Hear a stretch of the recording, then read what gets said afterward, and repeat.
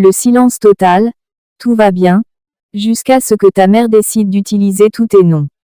Aujourd'hui je te raconte la légende, vraie ou presque, de l'appel qui change la vie, quand ta maman africaine t'appelle par ton nom complet.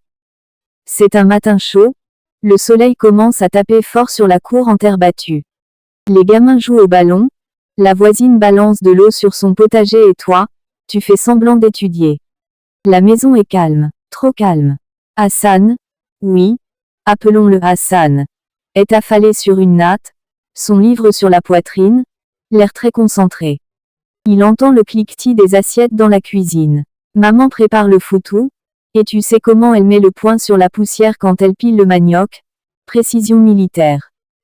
Hassan pense, aujourd'hui, pas de problème. J'ai fini mes devoirs hier. Je serai tranquille. Mais dans une maison africaine, la tranquillité est une illusion. Et il y a un instrument secret, la voix de maman. D'abord, un murmure auquel tu ne prêtes pas attention. Hassan, presque doux, il l'ignore. Puis un ton plus sérieux.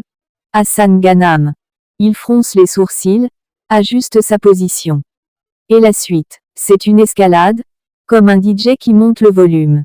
Et puis elle lâche, tout.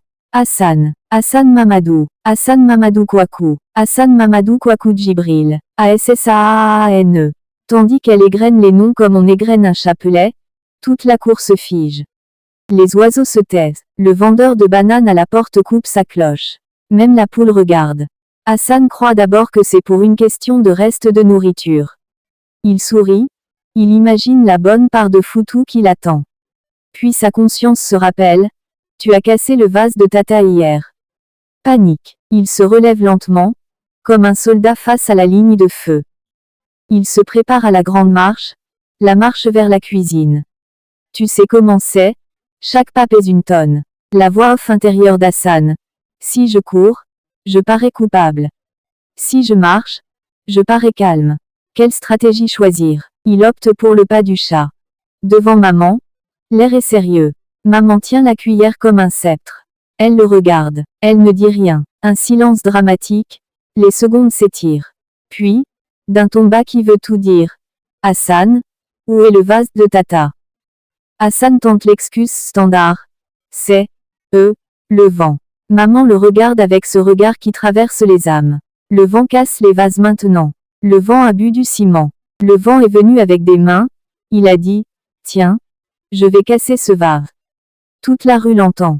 La petite sœur sort la tête. Maman, moi j'ai vu la poule.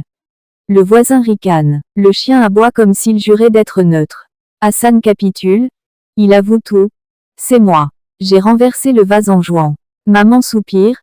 Puis la punition commode arrive. Une mission. Va réparer. Va trouver le moyen de le remplacer. Mais comme dans toute bonne histoire africaine, la solution n'est jamais simple. Hassan part chercher de l'argent dans toutes les cachettes de la maison, sous les coussins, dans la boîte de thé, dans la Bible, qui est bien sûr la dernière cachette. Il revient avec une vieille pièce et un bonbon périmé. Maman lève un sourcil. Alors le vieux voisin propose une idée, donnez-lui une tâche, qu'il aide au marché. Hassan se retrouve vendu. Engagé comme éclaireur de marché, il doit courir après la chèvre d'un marchand, porter l'eau, négocier pour remplacer le vase. À la fin de la journée, il revient, les mains pleines d'histoire, et d'un vase 2 fois plus petit, mais avec un charme inexplicable. Maman sourit en coin, la prochaine fois, dit la vérité tout de suite. Mais elle sait aussi que ces petites fautes construisent le caractère. Hassan a appris sa leçon, et lui, il a appris que quand maman prononce ton nom complet, mieux vaut se lever tout de suite. Et la leçon pour nous tous? Si un jour tu entends ta mère prononcer tes 3 ou 4 noms d'affilée, ne cherche pas l'émotion. Cherche plutôt la solution. Et surtout, prépare-toi à courir vers le marché.